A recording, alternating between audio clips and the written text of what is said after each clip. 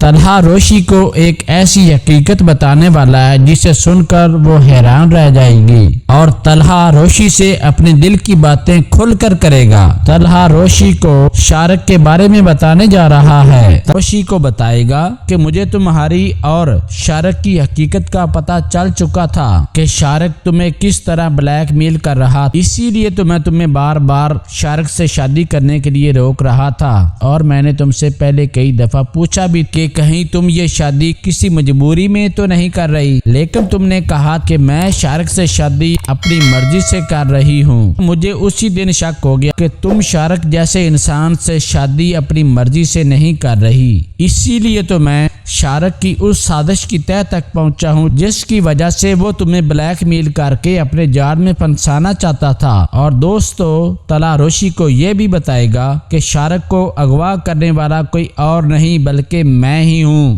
میں نے ہی اسے شادی والے دن ایک بنے بنائے منصوبے کے تحت اغوا کروایا تاکہ وہ مزید تمہیں اور تمہارے خاندان کو بدنام نہ کر پائے۔ اسی لیے میں کچھ سوچے سمجھے بغیر تمہاری بہتری کے لیے یہ قدم اٹھانے پر مجبور ہوا۔ اور پھر طلحہ روشی سے یہ بھی پوچھے گا کہ روشی، تمہیں تو مجھ سے محبت تھی، پیار تھا، اب وہ محبت اور پیار کہاں چلا گیا؟ تمہاری تو یہی خواہش تھی کہ تم مجھ سے شادی کرنا چاہتی تھی، اور جب تمہاری اور میری شادی ہو چکی ہے تو تم اسے قبول کیوں نہیں کرنا چاہتی؟ تو اس پر روشی طلحہ کو جواب دیتے ہوئے کہے گی، آپ نے بھی تو میرے ساتھ اچھا سلوک نہیں کیا، آپ نے بھی تو مجھے خود بتایا کہ میں تم سے محبت نہیں کرتا بلکہ آپ تو مجھ سے نفرت کرتے تھے۔ میں اس دن کو کیسے بھول سکتی ہوں جس دن میں نے تم سے اپنی محبت کا اظہار کیا لیکن آپ نے میری محبت کو ٹھکرا دیا۔ آپ نے تو یہ بھی کہا کہ میں تم سے نہیں بلکہ سبیکا سے محبت کرتا ہوں۔ روشی کی یہ باتیں سن کر طلحہ روشی کو جواب دے گا کہ روشی، پرانی باتوں کو چھوڑو،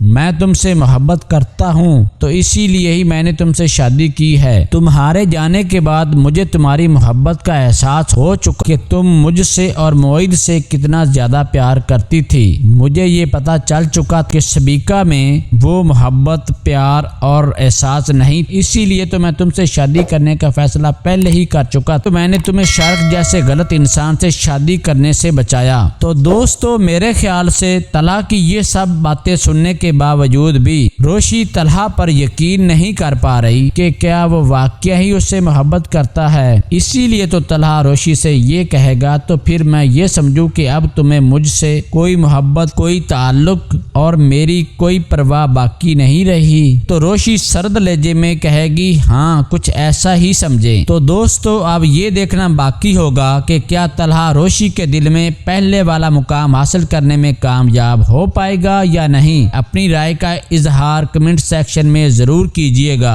اور اگر آپ کو میری آج کی یہ ویڈیو اچھی لگی ہو تو اسے لائک اور میرے چینل کو سبسکرائب کرنا مت بھولیے گا تاکہ میری ہر آنے والی ویڈیوز آپ کو بر وقت ملتی رہیں۔ اپنا خیال رکھیے گا، ملتے ہیں اگلی ویڈیو میں، تب تک کے لیے اللہ نگہبان۔